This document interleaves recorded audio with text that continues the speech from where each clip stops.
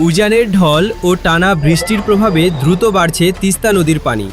নীলফামারীর ডালিয়া পয়েন্টে পানি বিপদসীমার কাছাকাছি পৌঁছে গেছে। এতে নিম্নাঞ্চল প্লাবিত হওয়ার শঙ্কা করছেন স্থানীয়রা।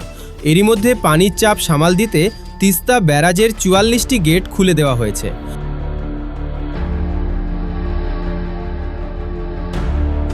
সংশ্লিষ্ট কর্তৃপক্ষ বলছে, মঙ্গলবার সকাল ৯টায় দেশের বৃহত্তম সেচ প্রকল্প তিস্তা ব্যারাজের ডালিয়া পয়েন্টে পানির প্রবাহ রেকর্ড করা হয় ৫২.৫ সেন্টিমিটার, যা বিপদসীমার ১০ সেন্টিমিটার নিচ দিয়ে প্রবাহিত হচ্ছে। এর আগে সকাল ৬টায় বিপদসীমার ৫ সেন্টিমিটার নিচ দিয়ে প্রবাহিত হওয়ার রেট করা হয়।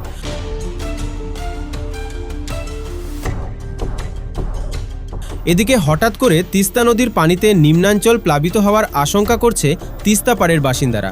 তিস্তার পানি আরও বাড়তে থাকলে জেলার ডিমলা উপজেলার পূর্ব ছাতনাই, খগাখড়িবাড়ি, টেপাখড়িবাড়ি, খালিশা চাপানি, ঝুনাগাছ চাপানি, গয়াবাড়ি ও জলঢাকা উপজেলার গোলমুন্ডা, ডাওয়াবাড়ি ও শৌলমারী ইউনিয়নের নিম্নাঞ্চল প্লাবিত হতে পারে।